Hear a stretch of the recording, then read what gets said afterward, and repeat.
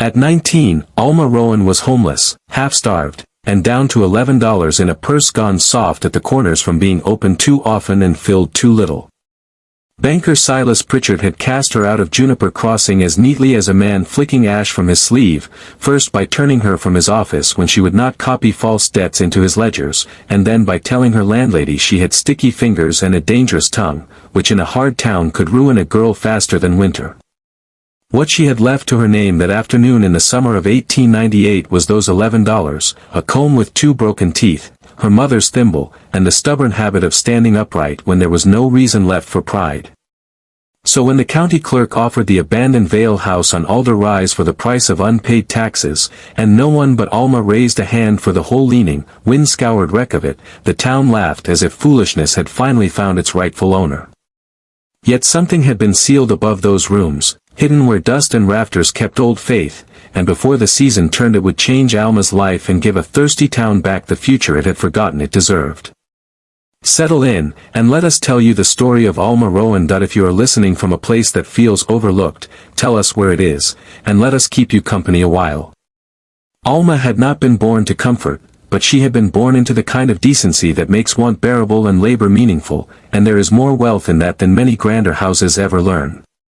She came into the world in a clapboard farmhouse 3 miles south of Juniper Crossing, with the cottonwoods along Mercy Creek whispering at the windows and the late spring mud sucking at wagon wheels all the way to town, and from the first she belonged to people who believed that anything worth doing was worth doing carefully. Her father, Amos Rowan, built things that had to outlast weather and argument alike, barns that held true after blue northers, porches that did not sag, cupboard doors that shut with a soft click instead of a complaint. He was a carpenter by trade and temperament, a broad-handed man with cedar dust in the seams of his knuckles and a way of tilting his head against a wall as if listening for the truth inside it. Her mother, Delia Rowan, taught 3 terms at the church school when there was money for it and kept accounts for neighbors who trusted her sums more than they trusted their own hope. If Amos taught Alma that wood remembered every cut ever laid into it, Delia taught her that paper remembered too, and that ink, once set down, could become either shelter or a snare depending on the soul holding the pen. So the girl grew up between tools and figures, between the honest smell of pine shavings and the dry rustle of ledgers. She learned to measure twice because her father said haste was just pride in a hurry. She learned to stitch straight, to patch flour sacks into curtains, to listen before speaking, to keep small things in order so that large things might not fall apart. In winter evenings, while the lamp smoked lightly and sleet whispered across the windows, Delia would let Alma total church receipts on scrap paper, her narrow finger tapping each line, and Amos would whittle plugs or fit hinges, pausing now and then to say that every house had its own language. A good builder, he said, could hear where a floor had been lifted, where a beam had been sistered, where somebody had hidden weakness under paint. Alma never forgot it. Houses, like people, gave themselves away at the edges. Juniper Crossing in those years was no grand place, but it had once believed in itself fiercely, and there is a kind of beauty in that early faith. Sat where the prairie broke toward low chalk bluffs and a narrow creek made a brief generosity of the land before slipping thin and silver through reeds. There was a depot, a bank, a mercantile, 2 churches, a hotel that boasted more than it delivered, and a main street so wide with dust in summer and gumbo in spring that even the mules seemed offended by it. The town had been founded on water and stubbornness, as so many western places were, and the older people still spoke of the first years as if they had arrived in scripture, when the creek ran fuller, the community ditch fed kitchen gardens, and a stand of orchard trees north of town bent each autumn with apples small but sweet enough to make a child think the world essentially kind. Alma remembered those trees. She remembered her mother slicing the apples thin for drying, remembered boys swimming in deep places of Mercy Creek that later became only knee-high runs over stone, remembered her father helping patch the old headgate above town though even then men said there was not enough flow to justify the work.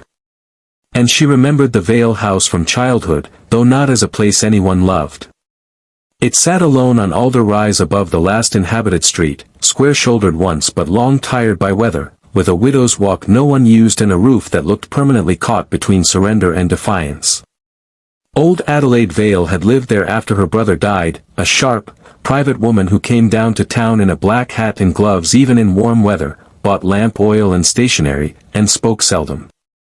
Some said her brother Gideon had surveyed half the county. Some said he knew where the land's true water lines ran better than the Lord himself. Some said Adelaide kept boxes of papers in the attic and trusted no living creature to touch them. By the time Alma was old enough to notice such stories, Adelaide was dead, the house shuttered, and boys dared each other only as far as the gate. The Rowans did not traffic much in rumor. They trafficked in work. When Amos was asked to mend a porch on the Pritchard Bank or build shelving in the Mercantile, he did the same clean job he did for widows with chicken sheds and ministers with leaky doors. He said a person could not always choose what world he lived in, but he could choose how straight he cut a board within it. Delia said nearly the same thing about Mercy. Neither of them grew rich enough to make their sayings fashionable, but they planted them deep in Alma, and there they stayed. That was the marrow of the girl by the time she reached 16, skill in her hands, steadiness in her sums, and a conscience that did not bend just because the man speaking wore a better coat that it was well that she had those things, because beauty seldom comes to the plains without trial walking close behind it. The wet years thinned. The creek shrank. Grasshoppers came one season in a moving hunger that made a dry sound against the yard fence like the turning of stiff pages. Then came a hailstorm that stripped the kitchen garden in 15 minutes and left the corn looking boiled and beaten. Through all of it Amos worked harder, taking repair jobs in town, building a new granary for a rancher north of the bluffs, mending harness frames for neighbors who paid in eggs or promise, and Delia made every dollar sit down and behave. Alma helped. She hemmed, kept books for Mrs. Turn's boarding house when the woman's eyes watered too badly in lamplight, and began copying fair entries for Reverend Pike because her hand was steady and legible. When people praised her, she always lowered her gaze a little, but inwardly she stored the praise the way poor people store seed, because one never knows when a harsh season will require it. The harsh season came not with thunder, but with figures. He lived, though the leg mended crooked and never let him climb again, and in a place where a man's value was too often weighed by what he could lift, that injury stole more than ease. Delia took in more sewing. Alma took a seat at a high desk in Silas Pritchard's bank, first 2 afternoons a week, then 4, then nearly full-time by the next spring, because Mr. Pritchard liked cheap talent and she could calculate faster than his nephew. She learned the smell of ink kept too long in summer heat, the hush of money being counted behind a cage, the particular way desperate farmers held their hats while asking for extensions they would not receive. She also learned that Silas Pritchard smiled with only the part of himself that did business, and that his courtesy was never free, that he had a pale, polished face, a trimmed mustache, and a voice that slid over hardship as if discussing weather from behind good glass. He said, "My dear girl," to Alma often enough to make her dread the phrase. He also said Juniper Crossing must accept the discipline of modern finance, as though foreclosure were an educational virtue and widows should be grateful for interest rates that deepened with every extension. To most people he appeared respectable. He donated to the church roof fund, wore broadcloth in August, and shook hands on the boardwalk with a firmness suggesting moral architecture.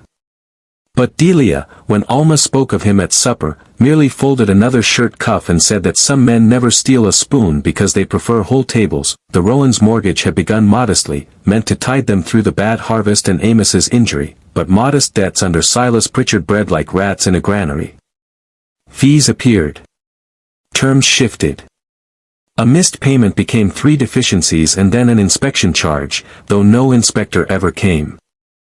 Alma saw enough in the ledgers to know that the bank fattened itself on delay, and the knowledge sat in her like a stone because her own wages were helping prop the desk where those numbers were made respectable. When Delia took sick with a lung fever the following winter and the doctor's visits had to be entered somewhere, the stone grew heavier still. Alma watched her mother's fingers lose their nimbleness. She watched her father pretend not to notice the way pain and shame had begun to walk arm in arm through the house. And when Delia died in March, with a hymn half-breathed and unfinished, something in the farm's light went out so quietly that Alma did not understand at first how dark the rooms had become. After the funeral, Amos lasted 7 months. He did not die dramatically. He diminished, which is the more ordinary cruelty. A man built for beams and planks and harness leather cannot thrive on waiting, and by harvest he was a husk of appetite and apology. He sat under the porch eave and watched the road, speaking sometimes of repairs he meant to make come spring, though his daughter understood there would be no such spring for him. He died with Alma's hand in his and one final instruction given more as a plea than a command. "Listen to a house," he whispered. "It will tell you where the truth has been moved." After that, the farm went by inches and then all at once. Silas Pritchard offered sympathy at the burial, then foreclosure before the frost left the north side of the well. Alma fought with what tools she had.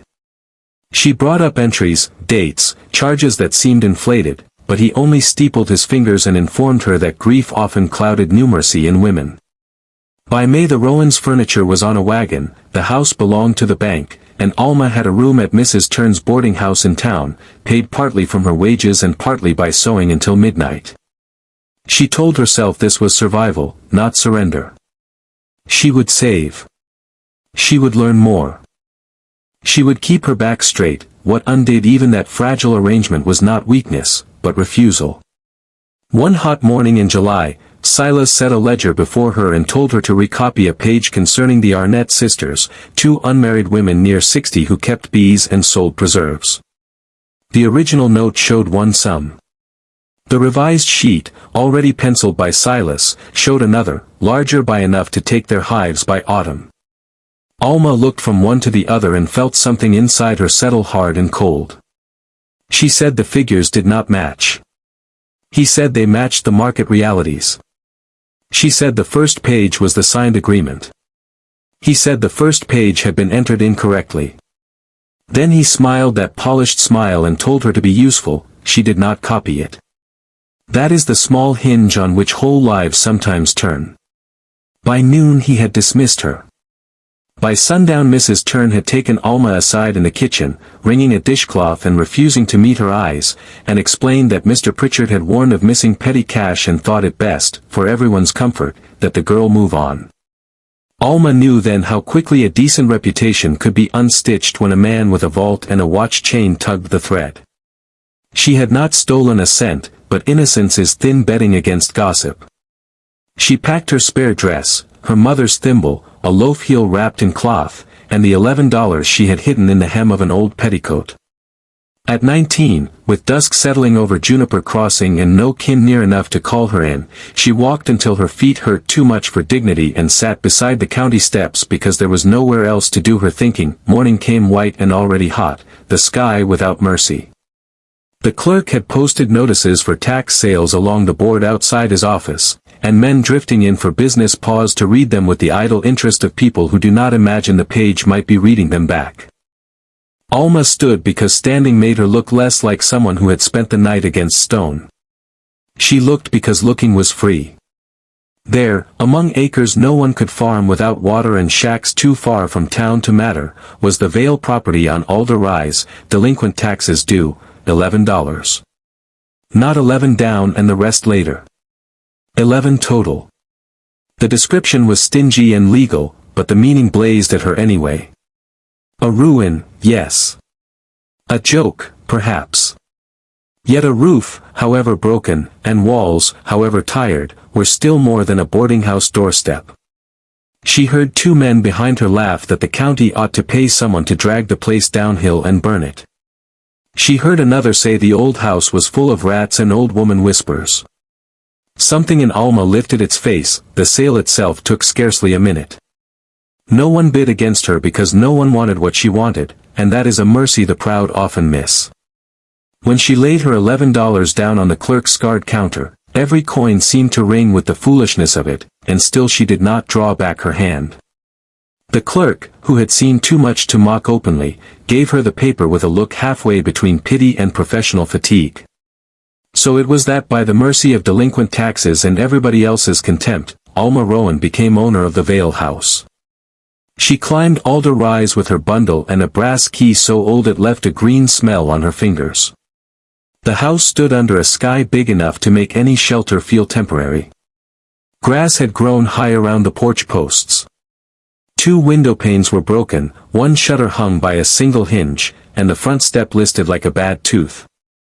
Yet when she fitted the key and shouldered the swollen door inward, the air that met her, though stale with shut rooms and mouse dust, carried also the faint dry scent of paper, cedar, and old soap. It did not smell dead. It smelled paused. She spent the first hours opening windows, driving out air that had not moved honestly in years, and discovering what neglect had spared. There was a rusted cook stove, a washstand, 2 cane-bottom chairs with holes like missing teeth, and a narrow bed frame upstairs. Rain had damaged one corner room, but the kitchen remained sound enough, and the main roof, though patched badly, had held more than town gossip allowed. In the pantry she found a jar of buttons gone black with dust and 3 crocks too cracked to trust.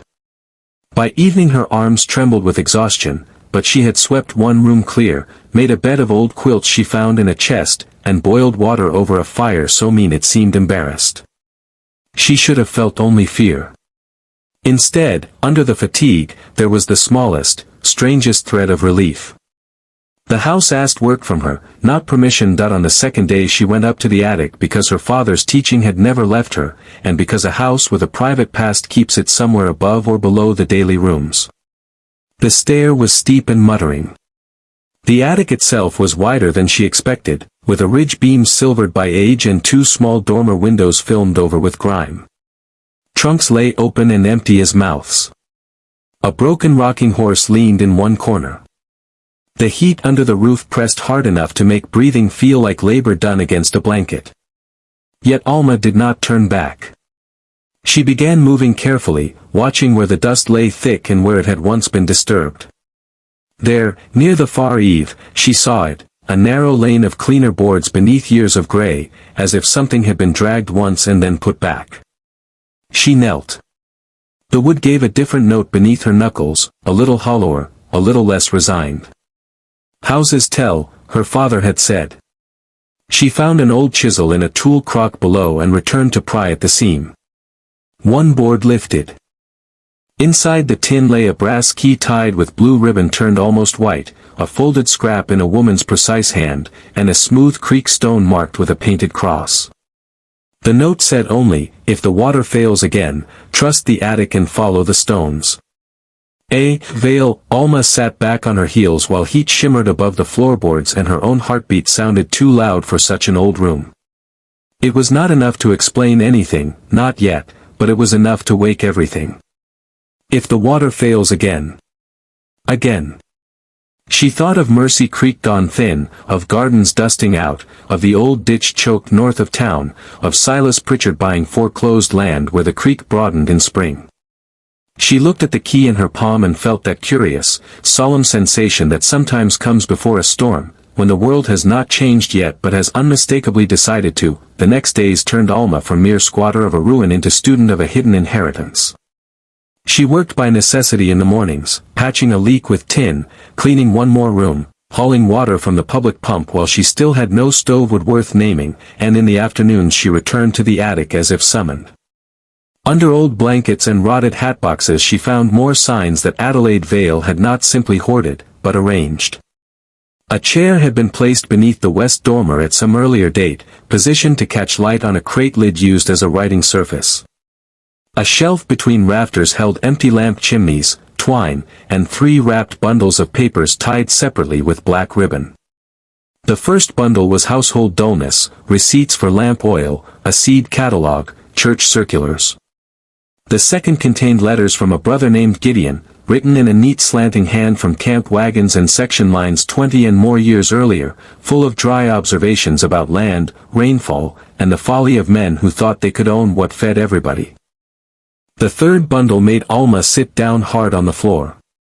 There were plats, field notes, and survey sketches of the ridge north of Juniper Crossing, the creek bend below the bluffs, and a spring marked on no current town map Alma had ever seen. Beside them lay a deed, never filed, granting a tract called Mercy Common to the people of Juniper Crossing in perpetuity for water, school garden, and shared orchard use, signed by the town's founder, Nathaniel Cale, and witnessed by Gideon Vale. Folded into that deed was a letter from Adelaide to whoever is decent enough to find this before the town is sold off by thirst. In it she wrote that her brother had surveyed the spring and the community ditch at the town's founding, and that after Nathaniel Cale's death, Silas Pritchard's father, then a young lending agent, had contrived to take temporary possession of the filed documents, promising to record them properly after some boundary dispute was settled. They were never recorded. Instead, Adelaide wrote, the originals were withheld, later replaced with a narrower plat favoring lands that eventually passed, through debt and quiet coercion, into interests tied to the Pritchards. Gideon had fought it. Gideon had intended to take the papers to the county judge in Redstone.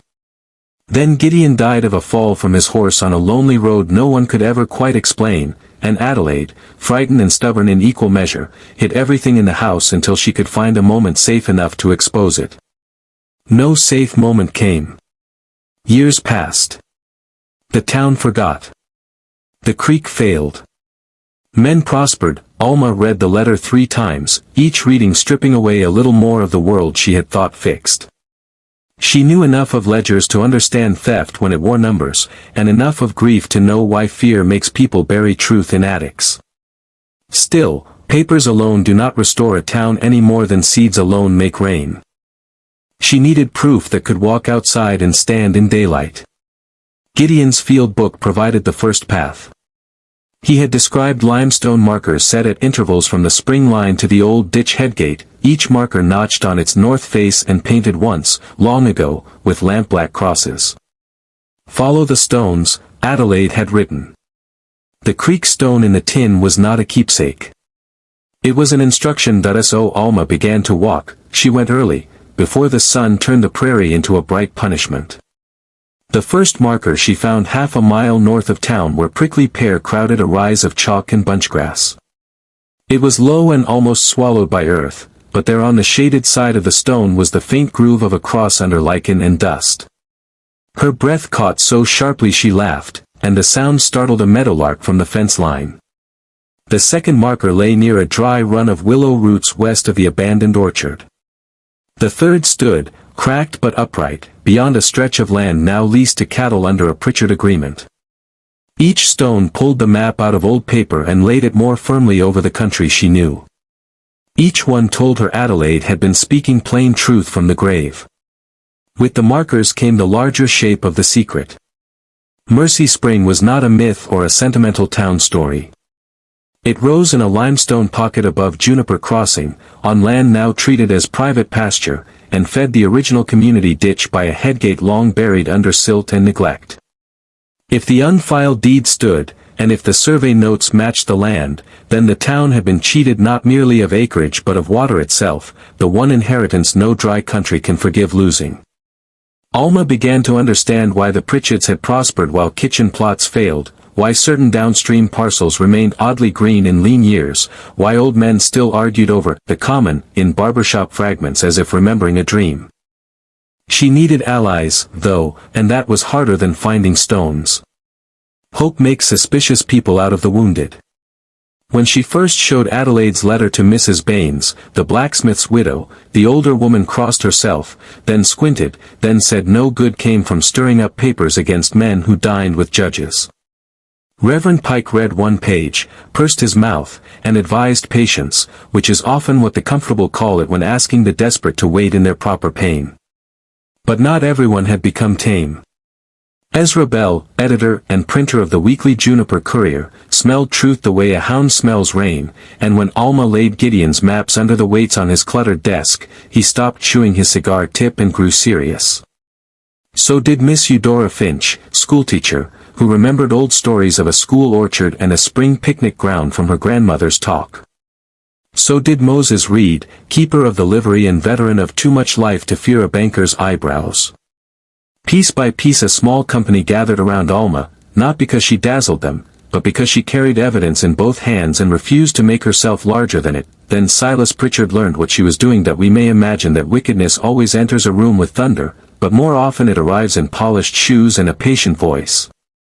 He came to the Vale house one evening as the sun reddened the ridge and made the broken windows look aflame. He stood on the porch she had partly repaired with scavenged nails and regarded her with a smile sharpened by inconvenience. He said he had heard she was entertaining herself with old junk. He said the county had been reckless to let such a property pass to a young woman with no means to maintain it. He said, finally, that he would be willing to buy the house from her for $25 and save her from a poor decision.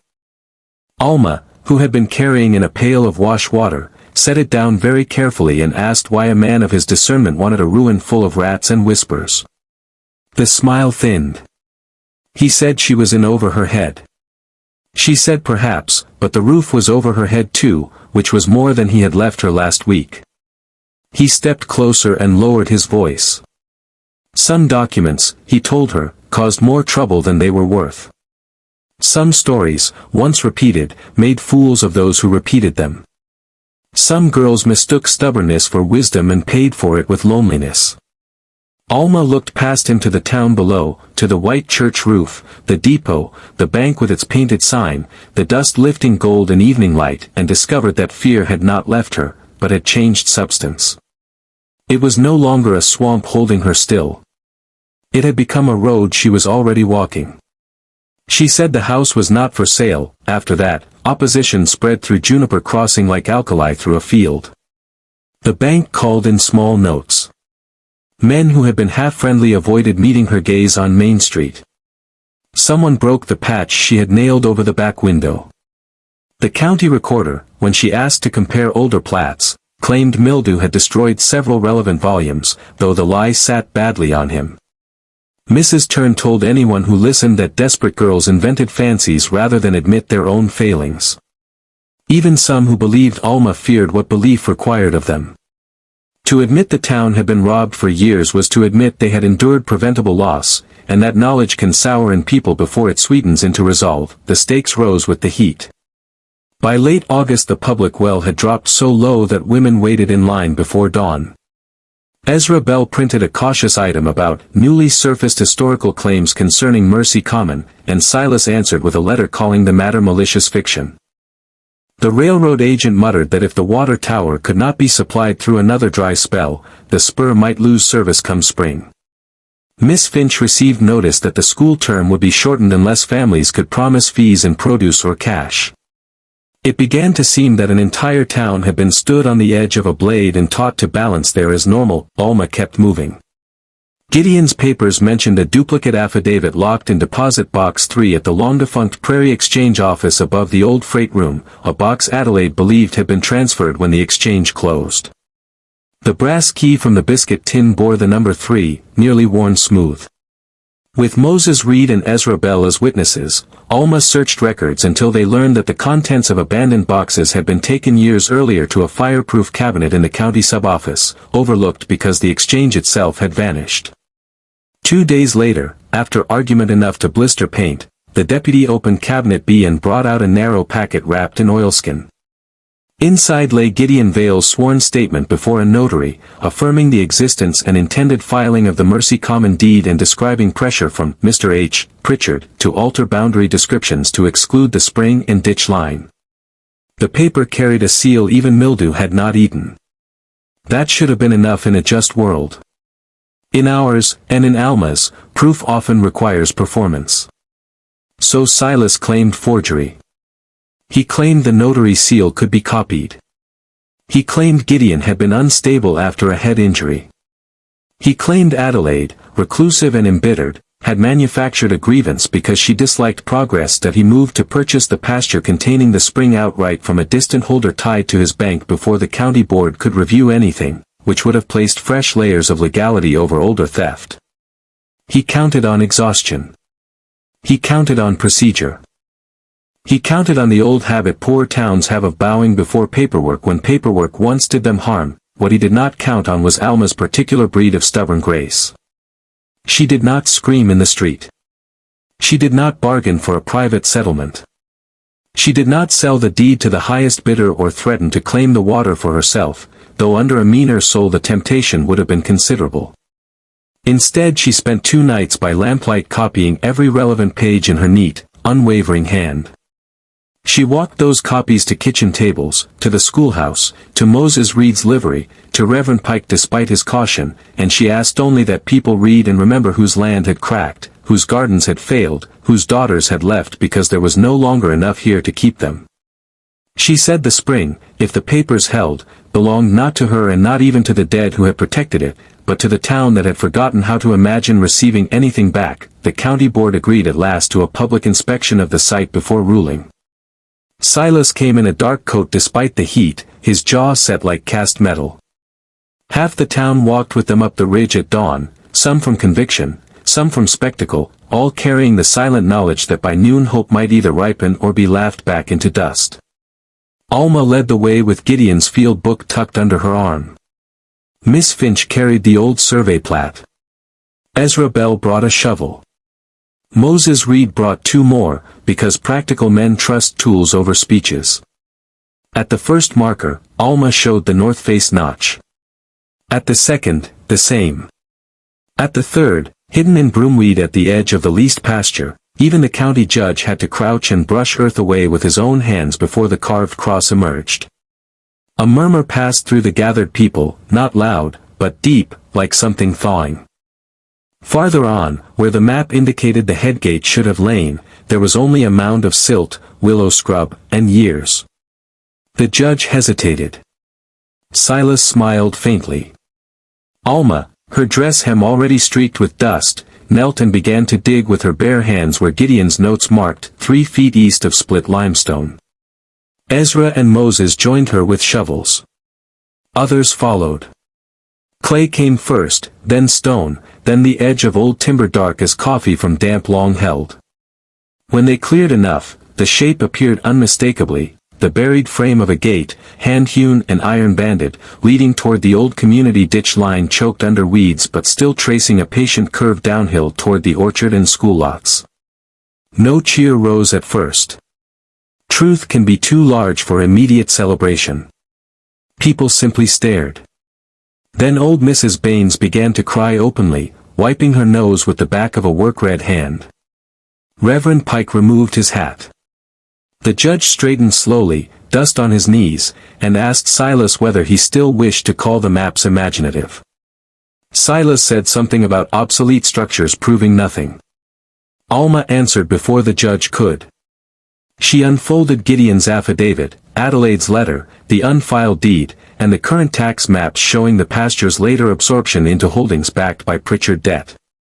Then, with a steadiness born from long practice at not being interrupted by power, she laid the papers atop the old timber for all to see and said that if the spring and gate belonged to the common, then every foreclosure fattened by their disappearance ought to be examined under honest light. Quiet justice rarely arrives as lightning that it arrives as witnesses. Enough had now gathered, the board ruled within the week that Mercy Common must be entered into the county record pending final court confirmation, and that the spring line and old ditch were to be reopened for public use under town stewardship. Ezra printed the decision in an edition that sold out by noon. Men who had doubted Alma volunteered wagons and labor.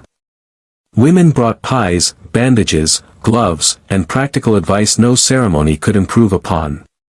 Children carried stones from the ditch bed and felt important doing it. Under Moses Reed's direction the headgate was repaired. Under Miss Finch's eye the old orchard ground was cleared for a school garden.